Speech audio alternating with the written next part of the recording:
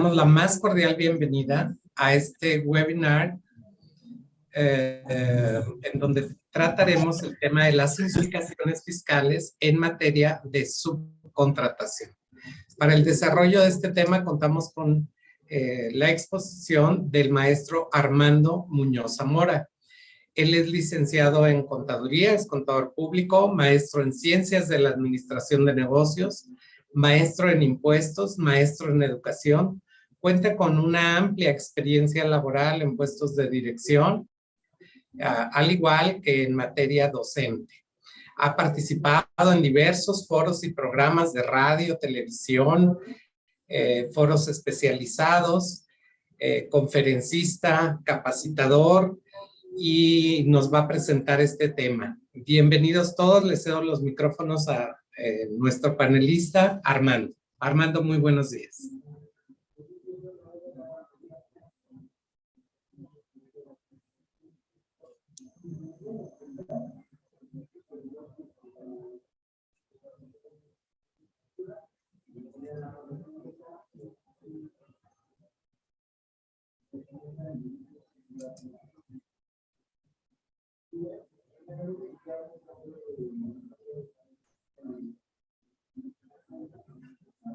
¿Se escuchó?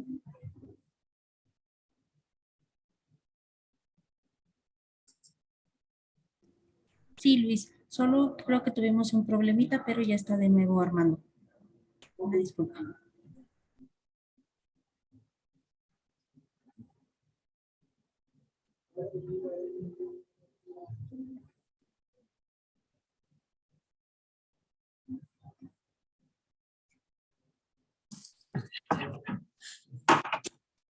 Bueno.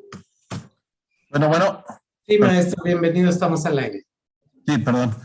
Una disculpa, tuvimos aquí un problema aquí con sistemas. Una disculpa, me da pena, pero bueno. El día de hoy vamos a hablar de implicaciones fiscales en materia de subcontratación, ¿ok? Es un tema que en los últimos años ha sonado de manera fuerte a nivel nacional, ¿sí?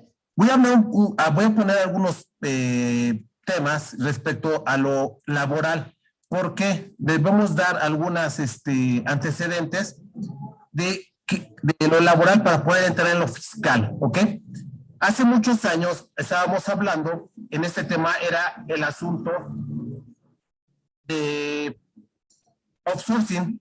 En el 2012 empezó la subcontratación y el 24 de abril del año pasado hablamos ya de subcontratación de servicios especializados, de ejecución de obras especializadas. De entrada, pareciera escuchar lo mismo, y es muy parecido en realidad, pero no es lo mismo. ¿Qué es lo que pasa? Que realmente este sexenio sí llegó a tambor batiente informando que iba de pasar outsourcing y la subcontratación, ¿ok? Y bueno, se hizo realidad. ¿Qué es lo que pasó realmente? Es importante hacer una mención, ¿no? La realidad de las cosas es que, en términos generales, pues sí hubo un abuso extraordinario de la situación del outsourcing en su momento de subcontratación, porque la realidad es que había una simulación, ¿no? No podemos decir de parte de todos los que ofrecían estos servicios, por supuesto que no, pero si una parte sí llegó a abusar muy fuerte de esta situación, hacía una simulación, realmente lo que se hacía, se intentaba era matar pasivo laboral, se intentaba tener un IVA acreditable indebidamente, muchas prácticas no correctas. La realidad de la situación es que la autoridad se dio cuenta, se percató de que había muchas situaciones irregulares en el tema de la subcontratación, ¿sí? Por eso, motivo por el cual le metió mano a este asunto, ¿sí? ¿Por qué? Porque digo, por ahí hubo una jurisprudencia en 2016 en el estado de Jalisco, en donde no solamente había una simulación, había empresas que, aparte de todo eso, pues sí tuvieron el cinismo todavía de pedir devolución de IVA. Entonces, realmente fue algo ya cínico, ¿no? O sea, me estoy beneficiando de una manera no muy correcta, no muy ética, vamos a decirlo así, y todavía tengo la osadía de solicitar devoluciones. Y como que fue como que el parteaguas de empezar, ¿saben qué? Ya, todavía aparte de que no se hace lo legalmente correcto, lo éticamente correcto, todavía se solicitaba devoluciones de IVA. ¿Ok? Entonces fue la realidad que motivo por el cual la autoridad tuvo que meter una mano fuerte en este tema de la subcontratación. ¿Ok? El artículo 15A de la Ley Federal del Trabajo mencionaba, ya está derogado, ¿sí?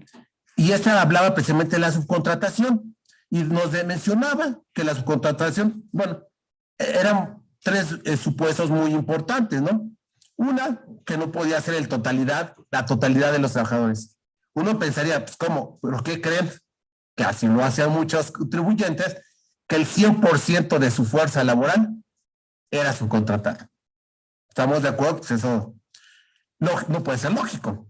Y debería justificarse su carácter de especializado. Adelante vamos a ver qué es esa parte de especializado y que no podrían llevarse tareas iguales o similares que el resto de los trabajadores. ¿Qué significa? Que a lo mejor yo tuviera una parte contratada directamente para efecto de limpieza en mi centro de trabajo y la otra parte de limpieza por subcontratación. ¿Sí? Ese es a lo que se refería. Este es el antecedente de lo que era el 15A, subcontratación. Vienen los servicios especializados o ejecución de obra especializada. Es el artículo 13, Ley Federal del Trabajo del 21, les mencioné del 23 de abril del 21. Se permite la subcontratación de servicios especializados. El anterior era servicios de subcontratación. Esos servicios de subcontratación de servicios especializados o de ejecución de obra especializada. Y menciona algo, que no formen parte del objeto social ni de la actividad económica preponderante de la beneficiaria, siempre que el contratista esté registrado en el padrón público a que se refiere el artículo 15 de la Ley Federal del Trabajo. Vamos a verlo más adelante. El artículo 15 es el REPSE, ¿sí? El REPSE, que básicamente es el registro de prestación de servicios especializados y obras especializadas. Aquí es importante mencionar, sí, ya nos está diciendo que no forme parte de su actividad preponderante. Anteriormente en la subcontratación, uno podía hacer incluso esta separación, estos términos. El que hizo un pronunciamiento fue Prodecon, la Procuraduría de la Defensa del Contribuyente, especificando que era subcontratación y subcontratación de servicios especializados. Y hasta pone ejemplos, ¿no? Y lo vamos a ver ahorita precisamente, estos ejemplos que incluso menciona Prodecon, ¿ok? ¿Qué son los servicios especializados o de ejecución de obra? Aparte de que yo voy a prestar fuerza laboral, deben ser trabajadores dependientes del contratista. El contratista deberá proporcionar por ejecución trabajadores que se encuentran bajo su dependencia o a favor del beneficiario o contratante. Y la contratista deberá contar con el registro del padrón público de la Secretaría del Trabajo en REPSE. ¿Ok? Aquí dentro del REPSE rápido les comento, este registro lo llevó a cabo la Secretaría del Trabajo y fue cuando también se dio, no sé si recuerdan, un boom muy grande respecto a que ya se iba a satanizar que las actas constitutivas de las personas morales únicamente tuvieran casi un objeto social. ¿Por qué? Porque el REPSE así lo mencionaba. No es porque la Ley General de Sociedades Mercantiles lo prohibiera, sino por este tema. Y en teoría, cuando uno se registraba en el REPSE, verificaban que tuvieras un objeto social principal, mayoritario. Pero bueno, tuvo varios errores y hubo que nosotros hemos visto varios que tienen dos REPSEs con diferentes objetos sociales. En teoría, no se puede. El REPSE lo permitió. ¿Ok? Pero bueno, yo creo que fue tanta la demanda, 24,000 solicitudes en apenas las primeras semanas, que el sistema ni las autoridades se dieron abasto para poder analizar realmente los casos de REPSE, ¿no? Pero fue un caos en ese momento en los que estuvimos haciendo estos registros de REPS, ¿ok? Aquí viene el artículo 25, personas físicas o morales que proporcionan los servicios de subcontratación, ¿sí? Físicas o morales, ¿ok? Vamos por ahí, ¿sí? Que tengan un objeto. Y muchas veces, a veces te lo rechazaban por el objeto. No sé si algunos de ustedes lo observaron. Volvías a meter el mismo trámite con el mismo acta constitutiva, con el mismo objeto y te lo aceptaban. Primero te lo rechazaban y después te lo aceptaban sin hacerle modificaciones, ¿eh? Pero bueno, en la práctica, una cosa es lo que a veces se dice en letras y otras en la práctica. En la práctica, pues, bueno, si me lo rechazas por objeto y vuelvo a ingresar exactamente el mismo, pues en teoría tendría que ser rechazado, pero no fue así, ¿ok? Esa es en cuestión de lo que fue el REPS, ¿sí? El plazo básicamente empezó el 1 de septiembre. Recordemos, o adelantándome un poco, que este REPS hay que presentar declaraciones cuatrimestrales, enero, febrero y marzo y abril, mayo, junio, julio, agosto, y el tercer cuatrimestre, que es septiembre, octubre, noviembre y diciembre. Y arrancamos con el 1 de septiembre, motivo por el cual agosto y septiembre fue un caos total. Yo les menciono esto, incluso que fue una psicosis nacional como la que se dio el mes pasado y ahorita con las constancias de situación fiscal, que eran filas kilométricas de gente asalariada que quería su constancia. Algo así fue el REPS. La cantidad de gente que estaban tramitando el REPS era exorbitante. Y les puedo decir, a grosso modo, que la mayoría de los casos no eran REPS, pero tenían miedo. ¿Por qué? Por las sanciones, las multas que vamos a ver más adelante, que todo el mundo se espantó y muchos de los que están en el REPS, en el registro, ni siquiera son REPS o ni siquiera deberían de estar ahí. Pero bueno, fue una psicosis nacional que todo el mundo se registró en el REPS, ¿ok? Y bueno, aquí requisitos laborales a cumplir por prestadoras de servicios especializados, ¿sí? Estas personas que están dentro de este esquema de subcontratación de servicios especializados, obvio, debe de tener firma electrónica, es muy entendible. Vean este segundo punto, al corriente con el SAT, IMSS e Infonavit. Yo quiero entrar al REPS, necesito mi 32, mi formato 32, tanto del SAT, tanto del Infonavit, tanto del IMSS. No es tan mala idea, Rigo. Al final de cuentas estamos hablando que la autoridad pues tiene un aspecto recaudatorio, ¿sí? Y es una manera indirecta de, ¿quieres entrar al REPS? Primero ponte al corriente en todas tus obligaciones y después entras al REPS, ¿ok? Emisión de CFDIs de nómina, es lógico, hay que timbrarlas. Tramitante el REPS, que es precisamente es el que nosotros ingresamos a la Secretaría del Trabajo y lo tramitamos. Elaborar contratos es indispensable, vamos a ver esa parte, y cumplir con las obligaciones laborales. Aunque se sobreentendiera que eso es obvio cumplir con las obligaciones laborales, ¿por qué lo ponen o le ponen énfasis la autoridad? Porque la realidad es que no se estaba dando cumplimiento cabalmente de este punto, que eran cumplir con las obligaciones laborales. Y bueno, requisito de los contratos. Por escrito, perfecto. Mencionar el objeto del contrato, número aproximado de trabajadores y el registro y folio del REPS. ¿Sí? Oiga, eso es totalmente laboral, pero ¿qué creen? Que hablando fiscalmente, vamos a ver que el Código Fiscal, ley del IVA y ley del ICR nos remite a todo esto. Entonces necesitamos saber que tenemos que cumplir con todo esto para poderle cabalmente dar cumplimiento a todo lo que nos están mencionando en materia fiscal. ¿Ok? Por escrito, el objeto del contrato, número de trabajadores y el registro folio del REPS. ¿Ok? Obligaciones fiscales federales a cumplir. Bueno, sabemos que el 27 es la parte de deducciones, ¿sí? Y en la fracción 5, tercer párrafo, es la nueva. Habla precisamente de la subcontratación. Vean, tratándose de la prestación de servicios especializados o de la ejecución de obras especializadas, el contratante deberá verificar cuando se efectúe el pago de la contraprestación por el servicio recibido, que el contratista cuente con el registro a que se refiere el artículo 15 de la Ley Federal del Trabajo. El artículo 15 nos menciona el REPSE. Deberá contar con el contratista copia de los CFI de nóminas de los trabajadores con los que se hayan proporcionado el servicio o ejecutado la obra correspondiente. El recibo de pago expedido por la institución bancaria por la declaración del entero de las retenciones del impuesto adecuadas a dichos trabajadores. Del pago de las cuotas obrero-patronales del IMSS, así como el pago de las aportaciones al Infonavit. ¿Qué nos está diciendo fracción quinta, tercer párrafo del artículo 27 de la Ley del Impuesto sobre la Renta?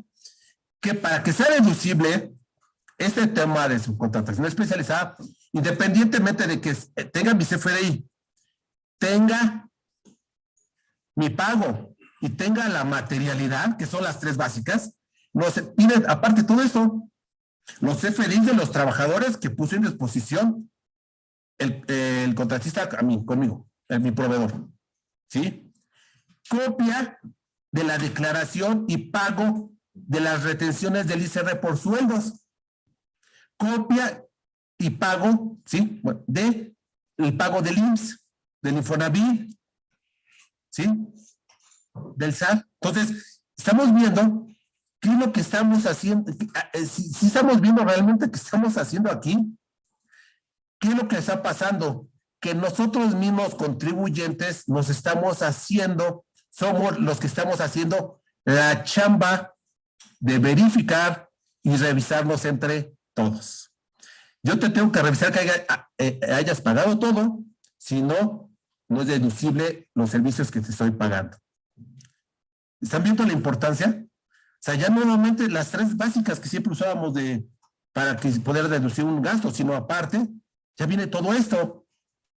¿Sí? Es como la DIOD en el fondo es entre todos cuidarnos y que todo quede cuadrado para efecto de que así nada más llegue y dé un match y cuadre todo. Así lo mismo aquí, realmente las autoridades dicen, bueno, vamos a poner a trabajar a los mismos contribuyentes, a que ellos mismos se revisen, a que ellos mismos hagan la chamba de que todo se está pagando conforme a ley. ¿Sí? Y esto estamos hablando 27, Ley del Impuesto sobre la Renta. Pero viene ahora el artículo 5 de la Ley del IVA, fracción 2, segundo párrafo. Adicionalmente a lo señalado en el párrafo anterior, que habla de la parte de que sea pago, que haya un CFDI con IVA desglosado, en caso de que haya retenciones, lo que todos sabemos.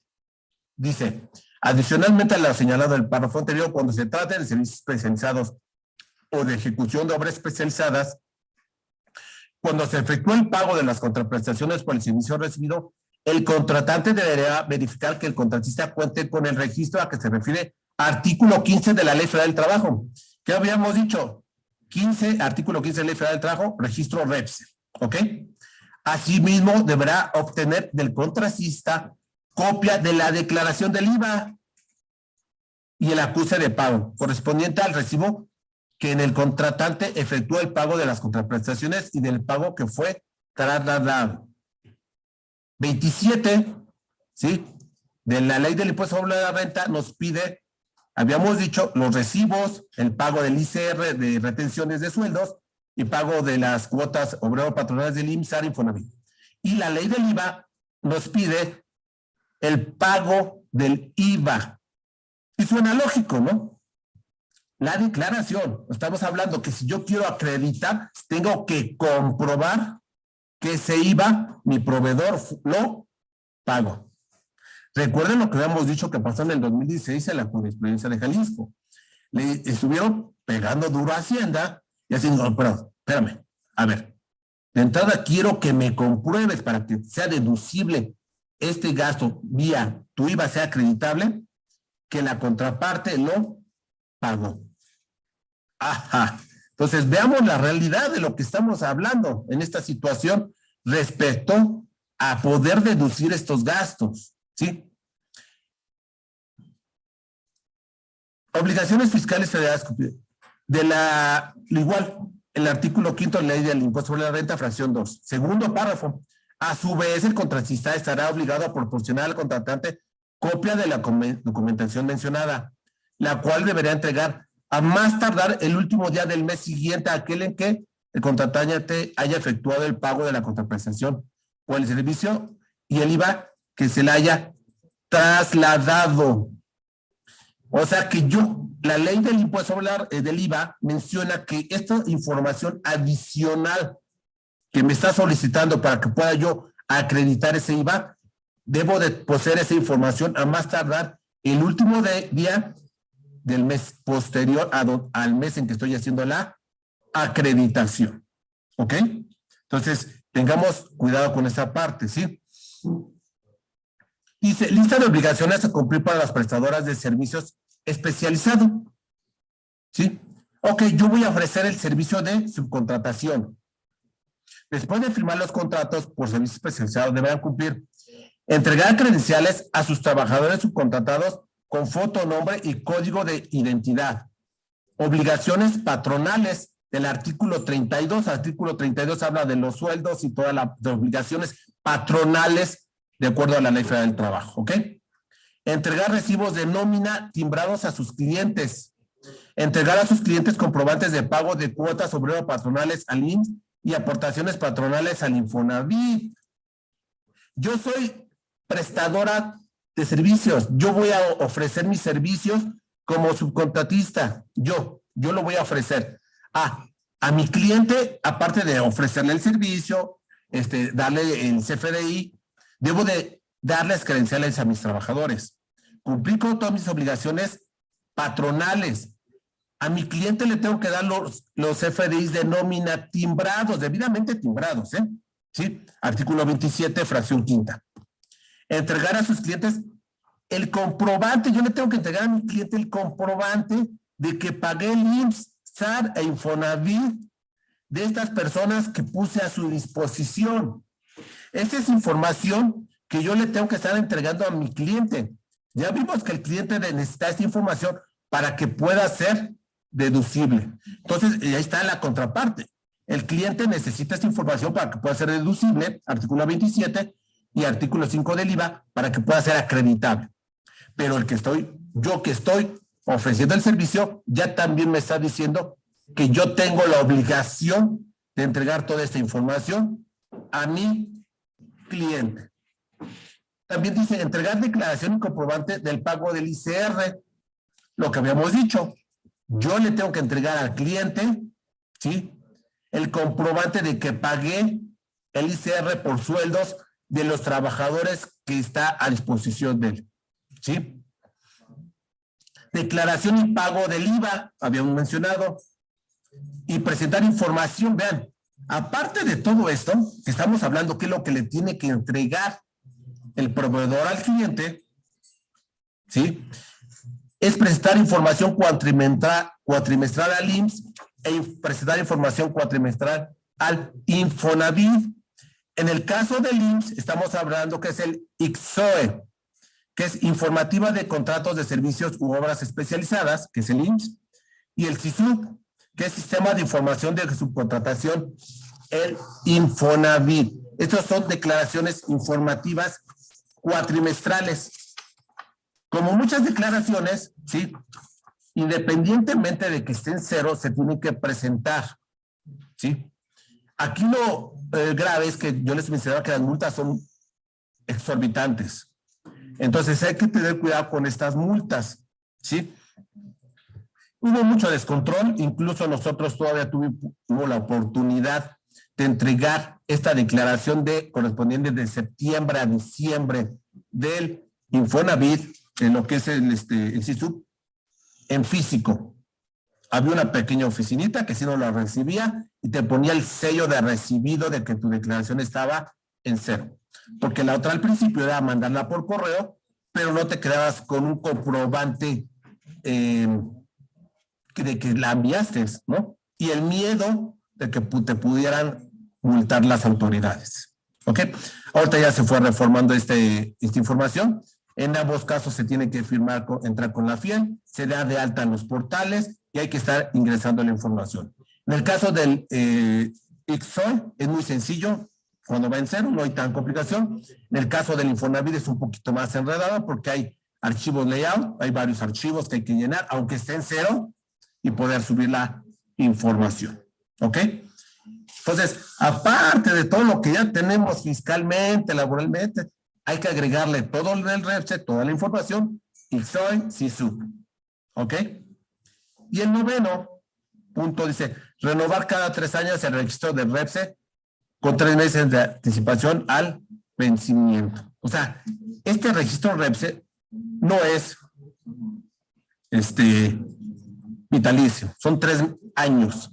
Obvio, estamos hablando que los primeros que se registraron, o sea, fueron por agosto del año pasado, entonces falta todavía mucho tiempo para que se venza este plazo de los 3 años y tener que renovar nuestro registro. ¿Ok? Dentro de este registro que estábamos hablando, es importante hacer mención, básicamente, una vez que yo hago mi registro, aparecen 3,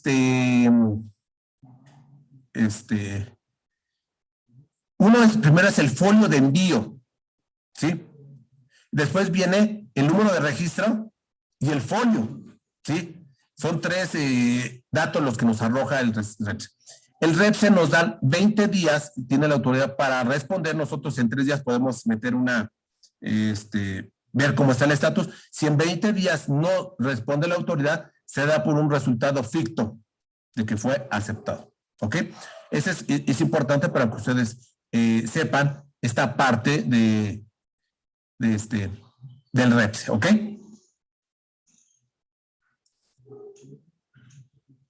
Sanciones aplicables a empresas de servicios especializados. Híjoles.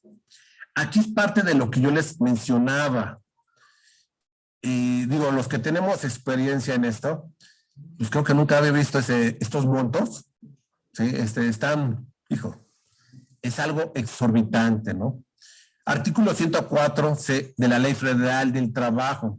A quien realice su contratación de personal, a que se refiere el artículo 12 de esta ley, así como las personas físicas o morales que presten servicios de su contratación, sin contar con el registro correspondiente conforme lo establece el artículo 14 y 15, que es precisamente el REPSE de la Ley Federal del Trabajo, de esta ley, se le impondrá una multa de 200 a 50,000 veces UMAS. La UMA está en 9622, sin perjuicio de las demás responsabilidades a que hubiera lugar de conformidad con la legislación aplicable. La Secretaría del Trabajo dará vista de los hechos a las autoridades que resulten competentes. Ok, dicen, pero todavía dice, además de las responsabilidades a las que hubiera lugar, o sea, independientemente de que te multo, puede haber sanciones por parte de ley del ICR, por Código Fiscal, IVA, por 1000 cosas. O sea, es independiente de todo lo que pudiera conllevar adicional, ¿sí?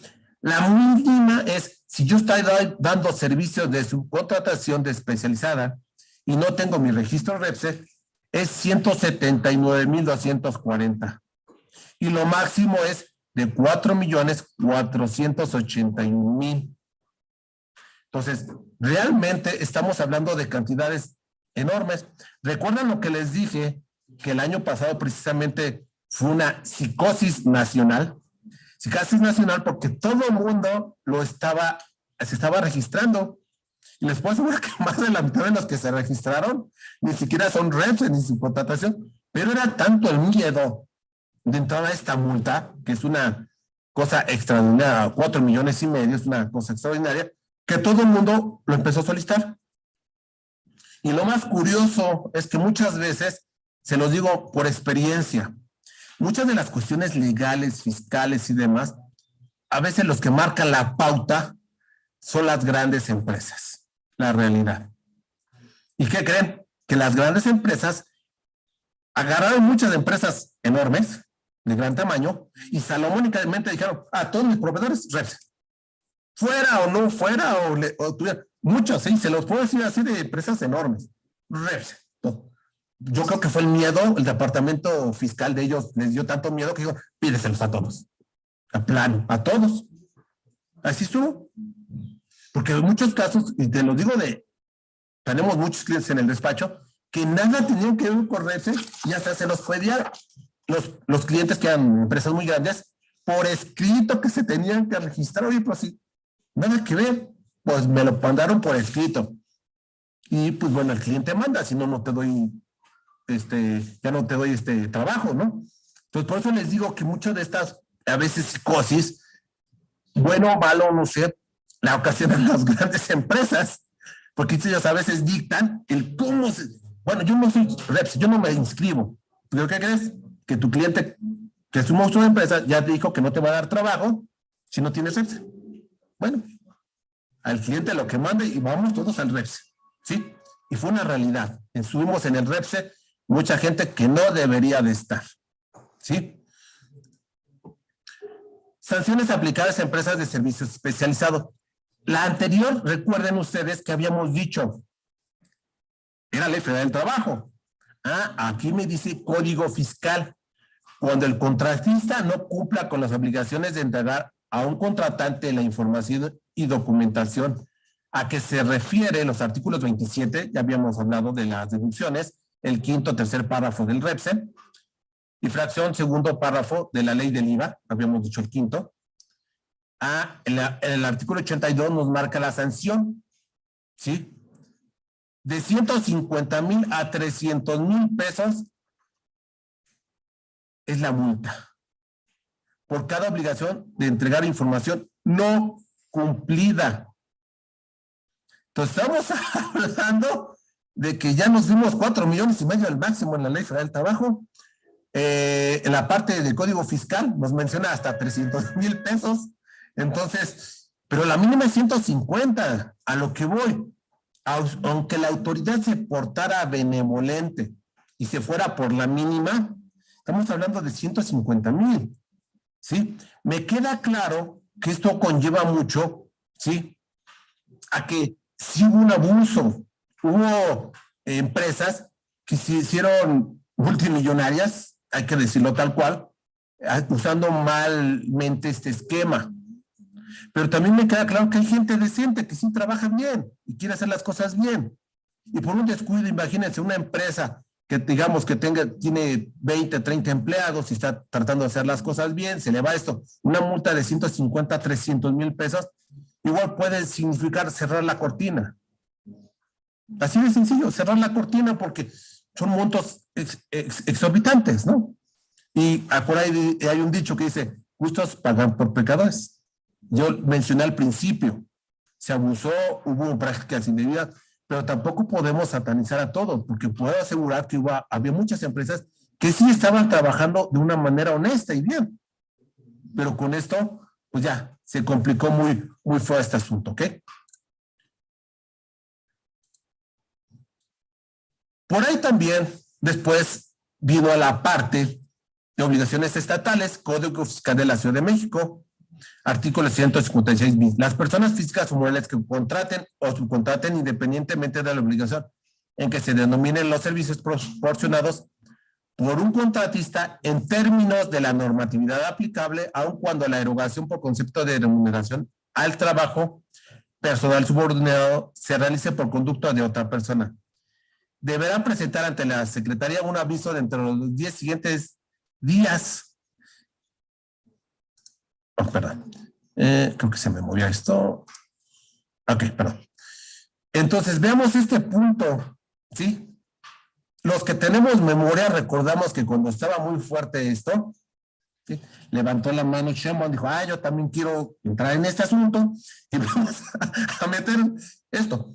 Yo no entiendo y lo digo de una manera sana, ¿no? Bueno, si yo ya me lo estoy pidiendo el Federal del Trabajo, se lo tengo que entregar al proveedor, a mi cliente, perdón, me está pidiendo información el IMSS con el IXOE, me está solicitando información el Infonavit con el CISU, me está solicitando información la Secretaría, la Secretaría de Finanzas de la Ciudad de México. ¿Y qué creen? Que prácticamente es la misma información. ¿Sí? Tiene unas pequeñas variantes, pero prácticamente es lo mismo. Yo no entiendo por qué no se pusieron de acuerdo y que nada más en una plataforma subieran todo y no yo estar entregando a una autoridad, a otra autoridad, a otra autoridad y a otra autoridad. Y lo peor del caso es que en cada autoridad no cumples, en cada autoridad te multan y te sancionan. Entonces, yo no estoy en contra de hacer ciertos controles, ¿sí? Para efecto de que se cumpla lo que dice la ley. Pero yo creo que hacerlo de una manera práctica era haberlo hecho. Es una plataforma en donde esa información, yo cumplo como contribuyente con esta información, todo lo que me pidas, y esa información es compartida a las secretarías de finanzas de cada estado, a la, ¿cómo se llama? Al IMSS, al Infonavit, y a todas las que tengan que estar, que les corresponda, ¿ok? Eso es lo que yo considero que debería de haber pasado. La realidad de las cosas también, me gustaría hacer rápido un comentario, ¿no? ¿Qué pasó? Que realmente con estos esquemas malversos al principio, la realidad es que no solamente estaban perjudicando al erario, al fisco, cuotas del IMSS, sino hay que decir siendo honestos, ¿no? Sino los primeros perjudicados eran los mismos trabajadores, ¿sí? En donde muchas veces, déjate de que a veces no tuvieran un salario real, ni siquiera a veces estaban ni siquiera dados de alta. No, muchas veces no tenían ni siquiera las prestaciones mínimas de ley. Y mucha gente decía, yo me voy por el outsourcing en su momento. ¿Por qué? Porque voy a tener un IVA. Si yo pago el otro esquema de pagar mis sueldos todas las semanas, no tengo un IVA y termino pagando IVA. Digo, es el efecto fiscal, ¿no? Pongamos. Y si pago una factura, pues me acredito mi IVA. ¿Sí? ¿Está bien? Y el otro gran motivador que mucha gente utilizó las outsourcing fue realmente para ellos intentaban matar el pasivo laboral. Que realmente no es correcto. Hay que ser honestos, ¿no? O sea, no es correcto. Ahorita la verdad ya no existe, ¿no? Por eso es que ya no son tan atractivas. Para esos dos objetos ya no es atractiva una subcontratación, salvo que realmente necesiten los servicios subcontratadores, servicios especializados. Por supuesto que está bien, ¿no? Pero esos dos grandes motivadores en la actualidad ya no existen, ¿sí? Lo vamos a ver incluso ahorita en un momento más adelante, ¿ok? Y aquí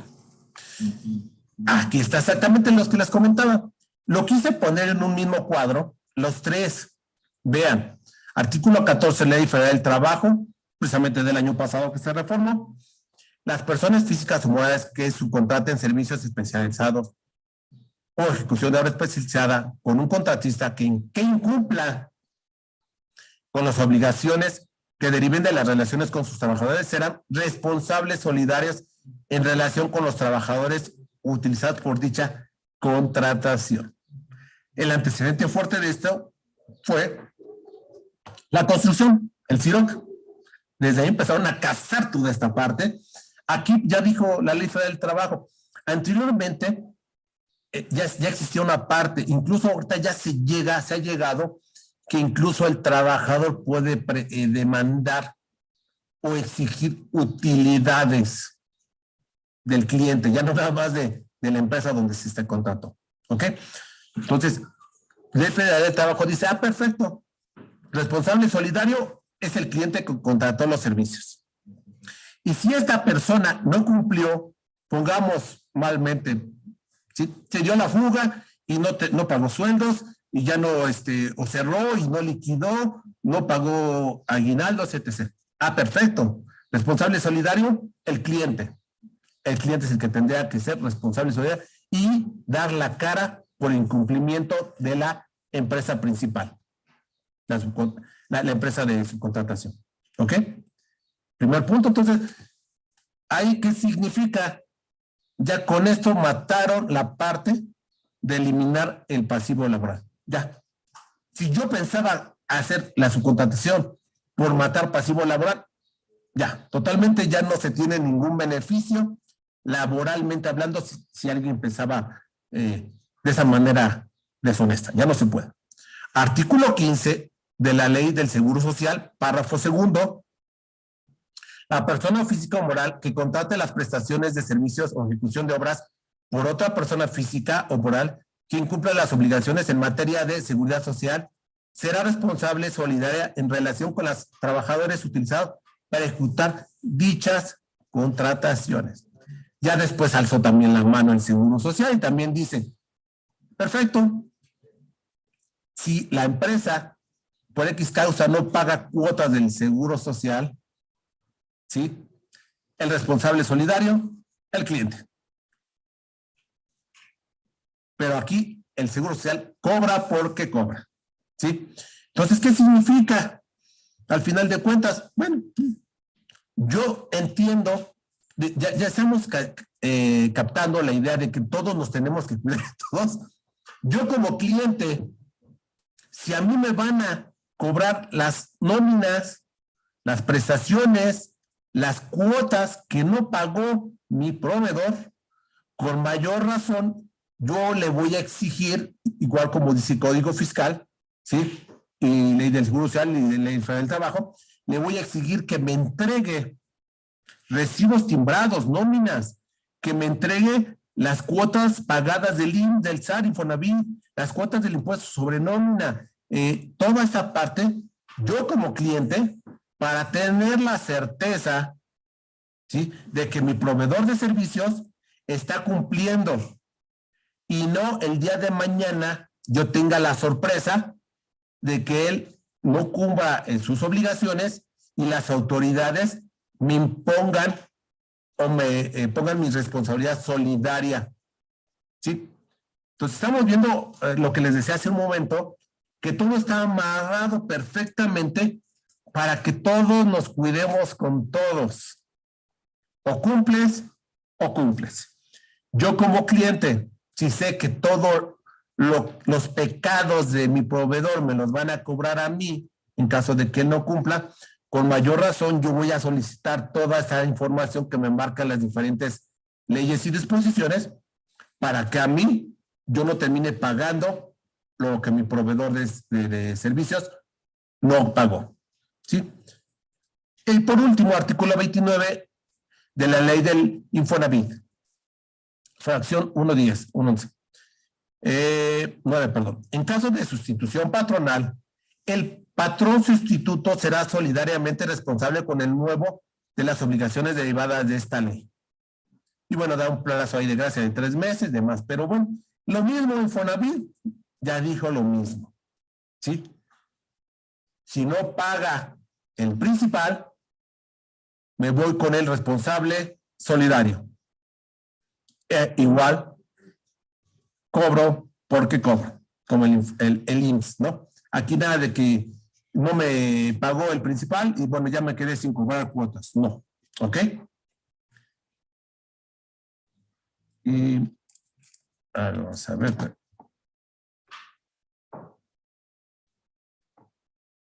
Ahí está. Responsabilidad solidaria. Ya. Requisitos para deducir y acreditar los importes de los CFDIs. Habíamos dicho que debe de haber un CFDI, el pago, contrato de servicios especializados, el REPSE, la nómina, declaraciones y comprobantes de pago y declaración y comprobante de pago del IVA, lo que habíamos dicho. Ese es el resumen de lo que he dicho. Si yo quiero hacer deducible y acreditar los importes que yo pagué de mis CFDIs por servicios especializados, no basta las 3 premisas. CFDI, pago y metanidad. No, aparte de eso, necesito cumplir con todo esto que me marcan las nuevas disposiciones. Sanciones por incumplimiento, artículo 15D. Vean, esto es importante, ¿eh? Este es importante, muy importante. Código fiscal. No tendrán efectos fiscales de deducción o acreditamiento los pagos o contraprestaciones realizados por concepto de subcontratación de personal para desempeñar actividades relacionadas tanto con el objeto social como con la actividad económica preponderante del contratante. Tampoco se dan efectos fiscales de deducción o acreditamiento a los servicios en los que proporcione o ponga personal a disposición del contratante cuando se actualice dicha una información que vamos a ver adelante. Pero vean, hace rato, si recuerdan, habíamos visto de las sanciones. Pero ahí no se queda. Recuerden que ese mismo párrafo mencionaba, independientemente de la sanción, no te exime de las otras castigos, pongamos así. Si no das cumplimiento con todo lo que marca, no vas a poder acreditar ni deducir tu gasto o tu CFDI. Observen esto, ¿ok? Y 15D dice, cuando los trabajadores que el contratista proporciona o ponga a disposición del contratante originalmente hayan sido trabajadores de este último. Mucha gente mañosamente mandabas a supuestamente su contratación y eran tus propios trabajadores. Ah, no. Ya vino la sanción que no. Ah, perfecto. Entonces, ¿sabes qué? Yo, empresa, contribuyente, los doy de baja. Y tú, proveedora de servicios, servicios especializados, dalos de alta. Y después me proporcionas el servicio y yo te pago el CFDI. ¿Sí? La autoridad no es tonta, aquí ya lo está poniendo. ¿Sí? Que si estos trabajadores originalmente eran del cliente y después se le pasaron al proveedor, hay sanción. Y aparte no son deducibles ni puede ser acreditable ese CFDI. ¿Están de acuerdo que hacer eso es muy obvio que estás haciendo una práctica indebida? O sea, muy obvio. Bueno, la autoridad ya lo plasmó. No es deducible y no se puede acreditar ese CFDI. Cuando los trabajadores que provea o ponga a disposición del contratista abarquen las actividades preponderantes del contratante. ¿Esto a qué se refiere? Que mucha gente decía, bueno, tengo una empresa, ¿sí? Y esta empresa hace instalaciones eléctricas, ¿sí? Y estas instalaciones eléctricas, ¿sí? Y estas instalaciones eléctricas, yo contrato a otra empresa que me da el servicio y me provee de electricistas. ¿Qué creen? Que no inventé el ejemplo. Es el ejemplo que da incluso Prodecon. ¿Sí? Entonces, suena ilógico que si yo me dedico específicamente a algo y que subcontrate específicamente para lo que me estoy dedicando.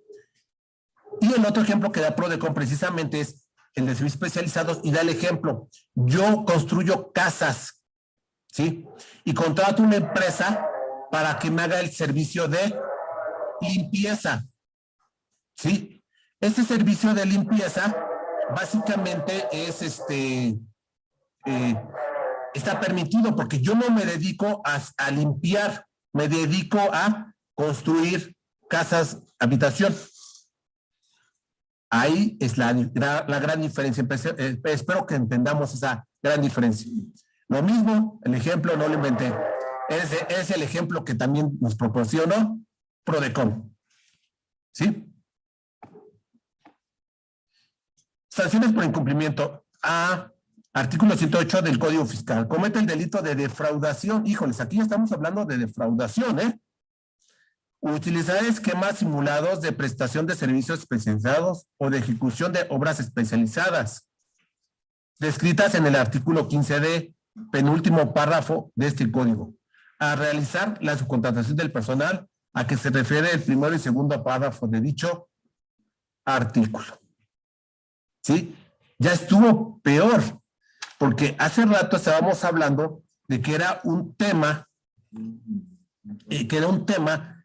de que te sancionaban, no podías acreditar ni deducir tu CFDI. Y el 108 del Código Fiscal, si tú simulas este esquema de subcontratación, que sabemos que, bueno, en la práctica se dio mucho, yo creo que sí se disminuyó, que era el objeto, proteger los derechos de los trabajadores. También no podemos satanizar todo. Creo que sí fue, bueno, no se erradicó, porque también sería una falacia, una ilusión. No se erradicó, pero sí se disminuyó muchas de las malas prácticas. Y creo que dentro de eso, en beneficio de los trabajadores, hay que también decir las cosas buenas, ¿no? Hay que decir las cosas como sí hubo buen beneficio, ¿sí? Y la autoridad no solamente se quedó ahí, sino también mencionó que se va a considerar como defraudación fiscal. Al hablar de defraudación fiscal ya estamos hablando incluso de cuestiones hasta penales, que sabemos que la mínima, hablando si no es de, me parece que es 1.900.000 y fracción, 3 meses y por ahí una mega multa. O sea, esa es la que, con la que arrancamos. Entonces, cuidado, o sea, realmente tener cuidado. Y por desgracia les comento algo que es una realidad, decirles esto. ¿Qué les dije hace un momento? Se redujo, sí, pero no se radicó. Y les puedo asegurar que todavía hay gente que se la está jugando con estos esquemas, ¿sí? Se la está jugando, pero las sanciones son exorbitantes. Ya vimos la multa, ya vimos que no es acreditable. Imagínense, yo subcontraté, no cumplí por algo. Y esa subcontratación fue 1 millón en el año. Ah, perfecto. ¿Qué crees? Que ese 1 millón no es deducible. Entonces va y pago ICR por ese 1 millón. Ah, pero ¿qué crees que ese 1 millón tenía IVA? 160,000. Ah, ¿qué crees? Que esos 160,000 tampoco son acreditables. Entonces tengo que pagar diferencia de ICR, diferencia de IVA, actualización, recargo, las multas y el riesgo de que no me lo sancionen como defraudación fiscal. Entonces, realmente es muy riesgoso hacer estas prácticas de subcontratación si no se hacen de manera bien y como debe de ser. No estoy diciendo realmente que no se utilicen, no. O sea, si realmente los necesito utilizar, utilízalos. Pero sí de una manera muy consciente de todos los riesgos que implican y de todo lo que debes de dar cumplimiento. Creo que ya. Esa fue la presentación. Traté de hacerla un poco rápida. Platicaba antes de entrar con ustedes que, bueno, el REPSE realmente es un tema que lo hemos visto nosotros, un servidor en 6 horas y Switch en sub 6 horas. Entonces, fue una plática realmente enfocada en las cuestiones fiscales que realmente les haya sido de utilidad. Y bueno, ahorita vamos a ver una preguntas y respuestas. No sé. Sí, maestro, pues muy clara tu exposición. Tenemos una serie de preguntas muy puntuales. ¿Cuándo vencen las declaraciones cuatrimestrales? O sea, septiembre, diciembre, ¿cuándo vencen? De septiembre a diciembre se tiene que estar presentando en el mes de enero, precisamente. Tenemos cualquier día, no el día 17, ¿verdad? Es el... No, sí, tiene este... Perdón, me quedé pensando en otra. Sí, cualquier día. Muy bien.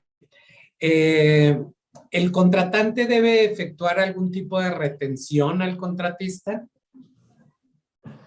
¿CENIVA o renta o algo? Buena observación. Para efecto de lo que es... no, perdón. No, REPSE ya no. Estaba la propuesta de retención una parte de lo que era el IVA, precisamente. En materia de PTU, ¿qué garantías tienen los trabajadores? Toda. Incluso se ha visto casos en los que incluso ya en la práctica, a veces cuando llegan las demandas laborales, me ha tocado ver muchas demandas que incluso no solamente van contra la empresa que los contrató, sino con el cliente, y también exigen el PTU tanto de la empresa como del cliente. Entonces, en esta parte creo que de PTU creo que podemos decir que están bastante protegidos, ¿no? Aparte en la práctica, ya sea por las juntas locales o la Procuraduría de la Defensa del Trabajador, ya defiende o está muy ágil el tema del tema de exigir las PTUs. Muy bien. Y repasando los requisitos que ya muy puntualmente nos comentaste, que es una pregunta muy reiterada, ¿qué debemos de pedirle al contratista? Entonces, si bien entiendo y complementame por favor, pues obviamente el CFDI de pago que le estamos haciendo, el contrato, su registro en el REPSE, sus pagos al Seguro Social, donde vengan ahí los trabajadores que yo le contraté, lo mismo al Infonavit, y el entero, bueno, los complementos de nómina de cada uno de los trabajadores que pone a mi disposición, y la declaración de entero de retenciones de impuestos sobre la renta que les efectúa a esos trabajadores. Sin embargo, cuando mi contratante me da su declaración en donde dice entero de retenciones de ISR, 2.314.000. ¿Yo cómo sé que mis empleados, o sea, los que puso a mi disposición, están incluidos en ese importe? Como tal no se puede ver, porque es un Plan global. global. A lo mejor yo como subcontratista, en ese van 10 clientes que tengo y ahí en global. No, Claro. bueno, si yo declaré que pagué 800,000 pesos de ICR retenido, estén pagados, declarados y pagados. Y los FDIs de los trabajadores que están a mi disposición estén timbrados. Sí, claro. Lo que marca. Sí, pero yo como que asegurarme que esa parte no. Sí podemos hacerlo en la parte de cuotas del IMSS y del Infonavit. ¿Sí? Ahí sí pudiéramos verificar que ese pago conlleva a los trabajadores que están en mi empresa. Para el pago del ICR de sueldo no se puede. No, tendríamos que esté pagado y que estén mis recibos timbrados. Sí, muy bien, maestro. Todas estas modificaciones que hay es, pues, de alguna manera acotar o limitar esta práctica de la subcontratación. Sin embargo, sabemos que el ejemplo lo pone la autoridad, el seguro mismo, ¿no? Tiene subcontratados un gran porcentaje del personal a su disposición. ¿Sí? ¿Qué otros mecanismos podrían existir, digamos, más honestos para combatir estas prácticas? No sé, quizá un estímulo al pago de salarios sería mucho más efectivo que todas estas medidas coercitivas, ¿no? Si a mí me permitieras deducir el 120% de los sueldos que pago, pues a lo mejor decido ya no pagar un markup y tener que presentar declaraciones cuatrimestrales o pedirlas, según sea el caso, a efectuar la recaudación de toda esta información y estar en un riesgo tremendo de unas multas que me pueden llevar a la quiebra, ¿no? Pero a cambio de ello, la realidad es que ni siquiera podemos deducir el 100% de los sueldos pagados, ¿no? O sea, yo creo que eso es directamente, ¿no? Lo que dice es muy cierto, en verdad que es muy cierto. La realidad es que creo que mucho de esto fue benéfico para los trabajadores. Digo, también no podemos hacer a no satanizar esa situación, porque creo que sí benefició. Pero yo creo que había otras formas, tan sencillo como dice, llega al anual y sorpresa, no es 100% deducible todas mis prestaciones y todo lo que yo pagué. Algo tan sencillo como eso, ¿no? Sabemos que mucha gente usaba de manera indebida las prestaciones, ¿sí? Pero en vez de haberse metido a legislar esa parte, pues mejor, ¿sabes qué? Una parte no deducible y una así. Entonces, ¿qué realmente pasó? Los que estamos en la práctica, ¿qué vivimos? Que se desincentivó las prestaciones. La realidad, muchas empresas dejaron de dar prestaciones. En vez de, el objetivo era meter en cintura a los que no, la realidad es que muchas empresas dejaron de dar prestación. Y como dice, la realidad es dar fomentos, pero al empleo, ¿no? Digo, ahorita el programa de Jóvenes Construyendo el Futuro se me hace muy bueno, muy loable. Hay que aplaudir cosas que hace el gobierno y muy bien. Pero cosas como esas son las que tendría que hacer para efecto de no llegar a este grado de una fiscalización tipo Gestapo y una sanción tan grandes, ¿no?